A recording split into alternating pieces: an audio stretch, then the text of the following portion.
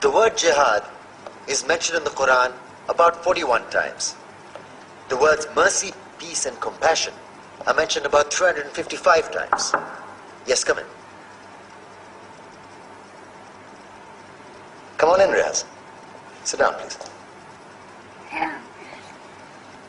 Contrary to popular belief in most Western cultures, Islam is a religion that preaches peace and tolerance. Yes, Patricia.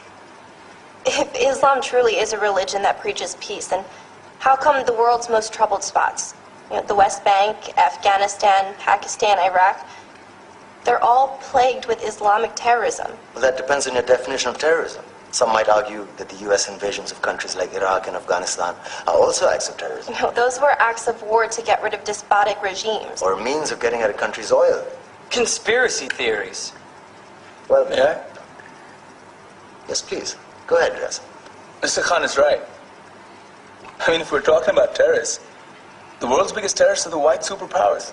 Come on now. No, really, stop and think about it. Explain 9/11. Okay. Do you know how many people died in the Twin Towers strike? Around 3,000. And do you have any idea how many people died in the bombing of Afghanistan? Take a wild guess. More than 15,000 people died. And that's just conservative figures. About 50,000 tons of explosives were dropped on innocent civilians. Men, women, children. Yeah, but that was because of the Taliban. Now that you brought it up, did you know that the Taliban was a creation of the CIA to fight the Russians? Whatever. They were still harboring terrorists. Yeah, right. Terrorists that were never found. Just like the weapons of mass destruction that were never found in Iraq. Do you want to get into the death toll in Iraq? 500,000 civilians and counting. And what do Britain and America say when they don't find these weapons? It's simple. They just say sorry. And still refuse to relinquish control of these countries. What are you trying to say? What I'm trying to say is that just because you're American, wear a fancy suit, and call yourself the president, doesn't make you any less of a terrorist.